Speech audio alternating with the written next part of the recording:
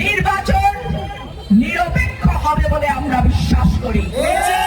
Police প্রশাসন সবাইকে স্পষ্ট বার্তা দেয়া আছে, যেখানেই যাই হোক না কেন ব্রাহ্মণবাড়িয়া 2টা যেন কোন রকম কোন কারচুপি। ব্রাহ্মণবাড়িয়া 2-এর দিকে মিডিয়ার নজর থাকবে, ব্রাহ্মণবাড়িয়া 2-এর দিকে বিদেশি পর্যবেক্ষকদের নজর থাকবে, ব্রাহ্মণবাড়িয়া 2-এর দিকে দেশি বিদেশি সংস্থাগুলোর নজর থাকবে। সুতরাং কেউ যদি মনে করে একটা ব্যালট পেপারও তারা জাল করবে, তারা পরিষ্কার জেনে রাখো তাদেরকে সমুচিত জবাব দেবে আমার ভোটার। আপনাদের কাছে আমার ছোট্ট একটা অনুরোধ, আপনাদের বাবা চাচার ভোটে আমার বাবা অলিয়াহাদ নির্বাচিত হয়েছিল, কাজ করতে পারে নাই। তাহেরউদ্দিন ঠাকুরকে ভুলভাবে মিথ্যাভাবে কারচুপি করে জয়ী ঘোষণা করা হয়েছিল। 11 তারিখ বিকাল থেকে 12 তারিখ রেজাল্ট আউট হওয়া পর্যন্ত প্রত্যেকটা কেন্দ্র আপনারা পাহারা দিবেন। আমার একটা হাঁসও যেন কোন শিয়ালের বাচ্চা চুরি না করে।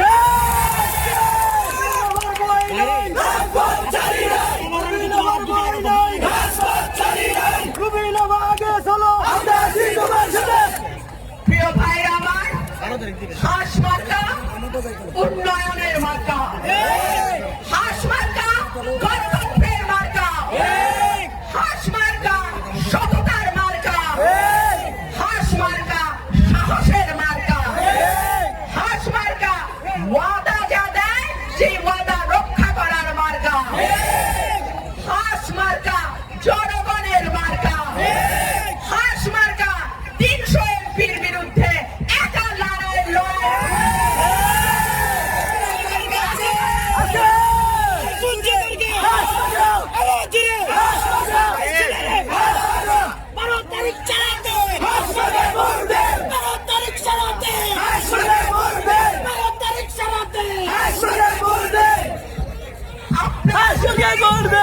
আমার পাশে থাকেন, আপনাদের দোয়া যদি আমার মাথার উপরে থাকে, আপনাদের ভোট যদি আমার সাথে থাকে, ইনশাআল্লাহ কোন শক্তি নাই হাঁসকে পরাজিত করে।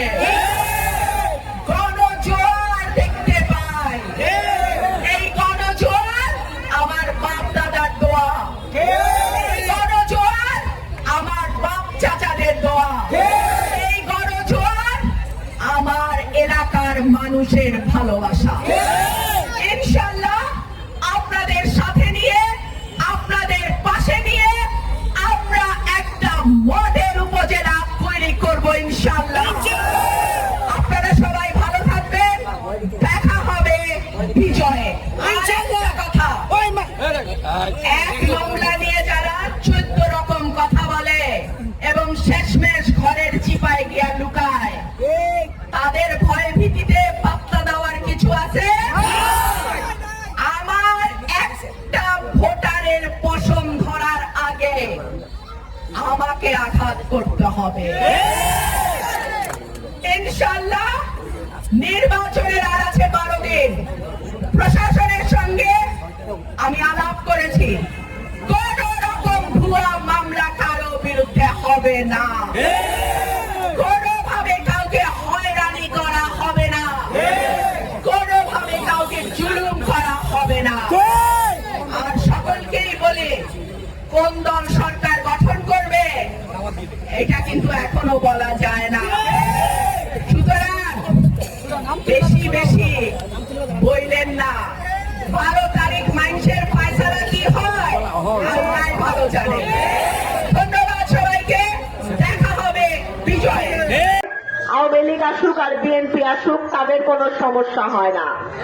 ভোগে সাধারণ মানুষ, সাধারণ মানুষকে যদি ভালো রাখতে হয় সাধারণ মানুষকে যদি নিরাপদে রাখতে হয়, সাধারণ মানুষের জীবনকে যদি উন্নত করতে হয়, কোন দলের মার্কা নয়, সাধারণ মানুষের যেই মার্কা হাঁস মার্কা, সেই মার্কাকে বিপুল ভোটে জয়যুক্ত করতে হবে।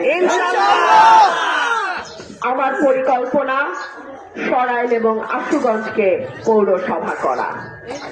আশুগঞ্জে এতগুলো চালকল, সার কারখানা, বিদ্যুৎ কারখানা, তারপরেও কেন আশুগঞ্জ একটা বাণিজ্যিক নগরী হওয়া সত্ত্বেও পৌরসভা হতে পারলো না?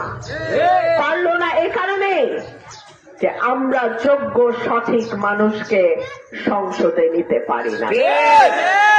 আমরা যোগ্য ব্যক্তিকে ভোট দিয়ে নির্বাচিত করতে পারি নাই। আমার প্রিয় ভাইদের কাছে আমার আহ্বান থাকবে, আপনার একটা ভোট অতি মূল্যবান। এই ভোটটাকে সামান্য কিছুর বিনিময়ে কিংবা ভয় ভীতির মাধ্যমে কেউ যেন কিনে নিতে না পারে। আপনার ভোট আপনার ভবিষ্যৎ, আপনার ভোট আপনার এলাকার ভবিষ্যৎ, আপনার ভোট আপনার সন্তানের ভবিষ্যৎ।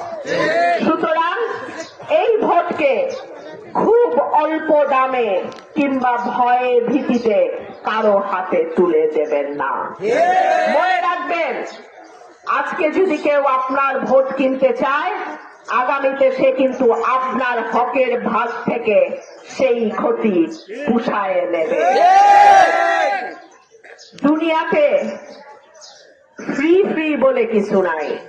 আজকে যদি সে আপনার ভোট কেনে 5 টাকা দিয়ে, আগামীতে সে আপনার হকের 500 টাকা এমনিতেই নিয়ে নেবে।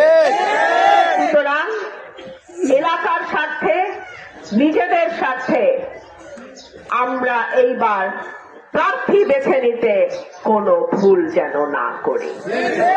প্রিয় ভাইরা আমার, আমাদের কৃষি, আমাদের স্বাস্থ্য, আমাদের ব্যবসা বাণিজ্য, শিক্ষা, স্কুল কলেজ মাদ্রাসা থেকে আরম্ভ করে রাস্তাঘাটের উন্নয়ন, অবকাঠামো উন্নয়ন, ইনশাআল্লাহ যদি আপনারা আমাকে নির্বাচিত করেন, আমার প্রথম কাজই হবে আপনাদের দাদার ভিটা, আমার দাদা দাদির খবর ইনশাআল্লাহ এখন আমার সঙ্গে এসছে। আপনাদেরকে আমি আমার সঙ্গে আনতে চাইছি। এটা যদি আমার দোষ হয়ে থাকে, আপনারা ঘরের মেয়ে হিসাবে আমার বিচার করবেন।